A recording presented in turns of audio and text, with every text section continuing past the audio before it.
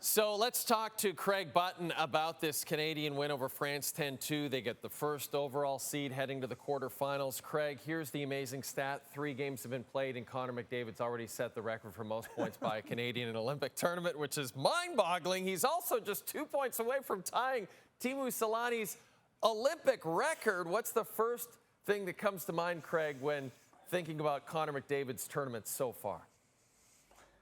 Amazing. It's his first Olympic tournament. He's been excited about participating. You know, we look at 12 years have passed since the last NHLers played. And, you know, you got these players in Connor McDavid, who is hockey's best player. And now he goes on to this biggest stage, and he continues to show that he's hockey's best player. And 9 points, 3 points in each of the 3 games. He's got 3 games left because they're playing in the gold medal game. Of that, I have no doubt. So he will shatter the mark of 11 points set by Selanne and Koivu. And you think about how that overtime goal against in the 4 nations against USA for the championship, I think it's given him a real springboard to understanding what this level of competition is. And winning is the most important thing to Connor McDavid. He will do whatever it takes. And when you got the best player willing to do whatever it takes, that becomes unstoppable, and that's what he has been in these Olympics. It's also becoming a bit of he's like Scott Stevens out there, Craig. He's hitting everybody. It's wild to watch. And the guy who's supposed to be doing all the hitting, Tom Wilson, has been playing great. He got a Gordie Howe hat trick on Sunday. This is one of the situations, though, where maybe you don't want Tom Wilson to get the Gordie Howe hat trick. You'd love him to just start at the goal and the assist and just end it there. Were you one of those people holding your breath when Wilson got into that fight, hoping he wouldn't go too far, Craig? Not one bit, because one thing I've learned, Jay, over the years, holding your breath doesn't get you anywhere. And if you've watched Tommy Wilson over the years, what you see is a player that's very measured. Early on in his NHL career, Tommy might have been a little bit more reckless. He might have been a little bit more over the line in terms of his actions. But that is not Tommy Wilson today. Tommy Wilson is a hard player. He knows where he can take advantage, and he knows when to back off.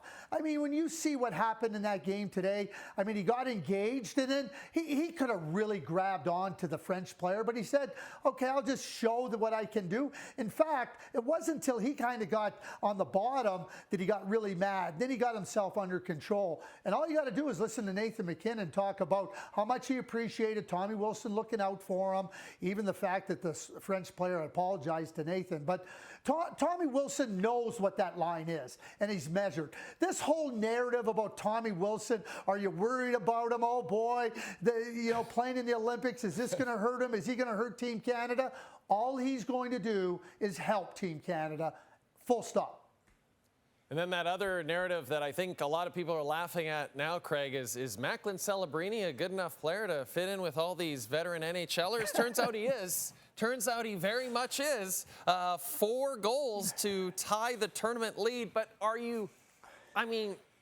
you know how great a player he is, Craig. I know that. But did it surprise you at all to see just how seamless he has fit in with McDavid and Wilson? A little bit. Maybe a little bit, okay? And I think you allow for that little bit because it's fresh and it's new for Macklin Celebrini. And you're playing alongside Connor McDavid. What I was looking for from Macklin early on is that he wasn't going to get into this state of over-deferring, making sure that the best play that he could make, he doesn't make it because he wants to get the puck to Connor McDavid, or he wants to make sure Connor McDavid gets what he needs. If you just play your game and you do it at the high level like Macklin does, Connor McDavid is going to do his thing, and you're going to contribute to what Connor McDavid did. All you got to do is look at that goal. I mean, the speed of Macklin Celebrini coming up the ice, and then he just lays it perfectly right behind the French defender, and now McDavid skates into it, has all kinds of time to score the goal. So Macklin Celebrini has always shown this maturity beyond his years, but what I wanted to see, don't defer, and he hasn't deferred. He's been prime time playing on the left side with Connor McDavid, and that's not going to stop because what Macklin Celebrini is showing, that he's one of the very best players in the world. Craig, we talked so much about the goaltending going into this tournament. We talked about it over and over and over. You said they should start Bennington game 1. He was terrific. He starts again on Sunday. He looks terrific. Is there anything that has happened to this point that would suggest, Craig, that anyone other than Binnington will be between the pipes for Canada going forward?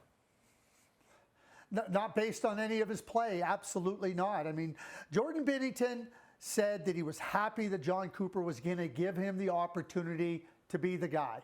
Game 1 against Czechia, he showed that he can be the guy. Now you get him into the game against France. It gets him into a rhythm. Doesn't play again till Wednesday, day off, semifinal on Friday. Jordan Binnington has come in. He has come in and answered the critics, me included. And we know he got onto the team because of the loyalty, but he has deserved that loyalty based on what he did last February. And now he has paid it back in a significant manner. No question that he's their guy. Speaking of what you've seen so far, as we reach the end of the preliminary round, Craig, any reason to change your prediction of a Canada-USA gold medal game?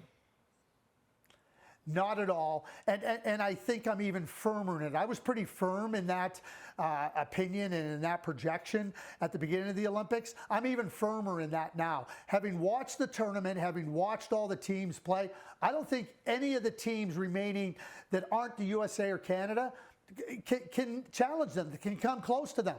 I think that the gold medal game will feature Canada and the USA. And if it doesn't, there has been a massive upset. And I don't see that happening. There you go, ladies and gentlemen. Craig J. Button. He's firmer.